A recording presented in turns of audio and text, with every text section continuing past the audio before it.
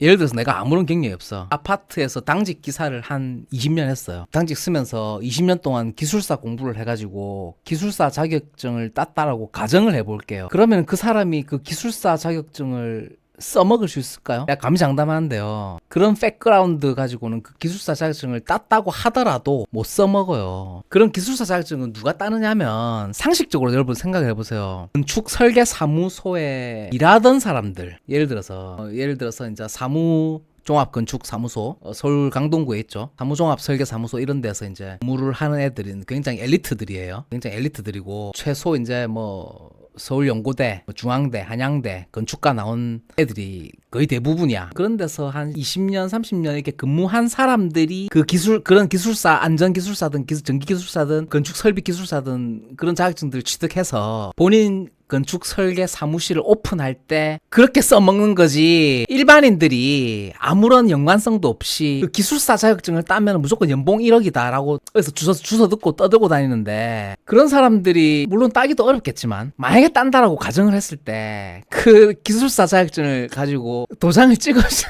자꾸 도장 찍어준다 그런 말 하는데 그 업무에 대해서 알아요? 그 자격증만 있으면? 도면 그릴 줄 알아요? 건축가 나왔어요? 한양대 건축가 나왔어? 연세대 건축가 나왔어요? 도면에 대해서 아무것도 실무 경험이 없는데 그 기술사 자격증이 있으면 어디다 써먹을 거냐고. 제 얘기가 무슨 얘기인지 아시겠어요? 예를 들어서 내가 한전 출신이다. 내가 한국전력에서 한 20년 일했어. 공배전 분야에서. 그런 사람들이 기술사 자격증을 취득해야 그게 시너지가 있는 거예요. 근데 일반인들이 아파트에서 전기과장 하던 사람들이 예를 들어서 아파트에서 전기과장 하다가 가정이에요. 뭐 무슨 발송 배전 기술사 자격증을 취득을 했어.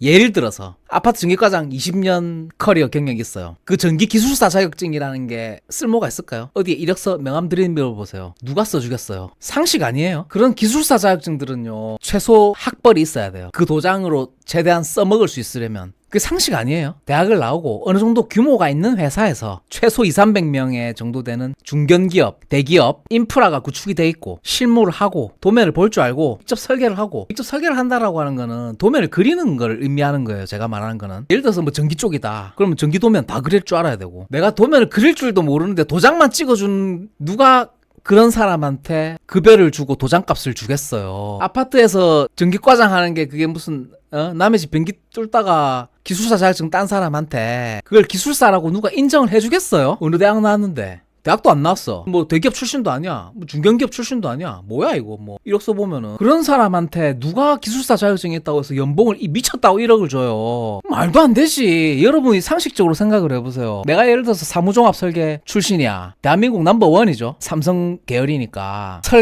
설계에서는 넘버원이잖아. 사무종합 설계 사무소가. 그런데 있던 사람들이 기술사 자격증을 따서 본인 설계 사무소를 오픈한다든지 위에서 오다를 받는다든지 협력업체로 한다든지 그런 경우에 그 도장을 쓸 수가 있는 거지. 여러분들이 너무 기술사 하시는데 뭐 연봉 따기만 하면 연봉 1억이 된다. 여러분 안 됩니다. 내가 솔직하게 답답해서 이런 얘기를 하는데 아무것도 내가 고졸이야 어쩌어쩌 해가지고 땄어. 그럴 일도 없겠지만 그 자격증으로 연봉 1억 받을 수 있어요? 그럴 일도 없겠지만은 그런 백그라운드로 기술사 자격증을 따면요 캠핑장 가서 땔감으로도 못 씁니다. 제가 왜 이런 얘기를 하냐면은 여러분들이 너무 답답한 얘기를 하니까 그런 거예요. 제가 기술사만 따면 무조건 연봉 1억이다라고 생각을 하고 있으니까 너무 허무맹랑한 말 같지도 않은 얘기를 듣고 와가지고, 그거는 백그라운드가 있는 상태에서 따야지 그게 의미가 있는 거지. 너무 상식적인 이야기 아니에요. 진짜 사회 경험도 없고 아무것도 없어. 아파트 전기과장 30년 했어. 예를 들어서 아파트 전기과장을 30년 했는데 어찌어찌 해가지고 전기 발송 배전 기술사를 땄어요. 자, 그럼 그 사람과 예를 들어서 한국전력에서 정직원으로 발송 배전 발전소에서 과장으로 10년 일한 사람이 기술사 자격증을 땄어요. 누구한테 그 도장을 맡기겠어요?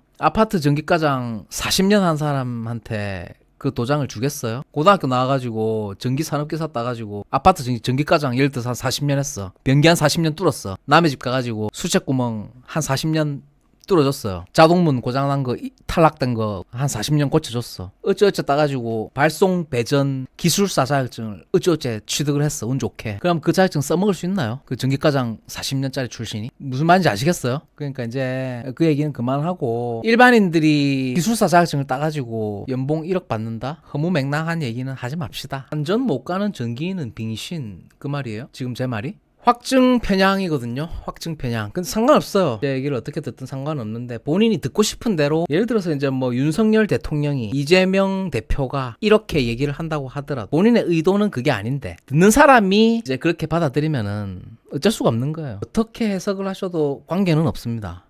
관계는 없고요. 답답하더라고요. 그런 얘기를 너무 많이 이제 어디서 주워 들은 얘기들. 기술사 자격증이 뭐 최고다, 뭐 맨날 그런 기술사 맨날 그 얘기야. 좀 답답해서 그냥 얘기해봤습니다. 기술사 따실 분들 따십시오. 본인 마음입니다. 자유입니다. 자유. 합격을 응원드리겠습니다. 오늘 방송 여기까지 하겠습니다.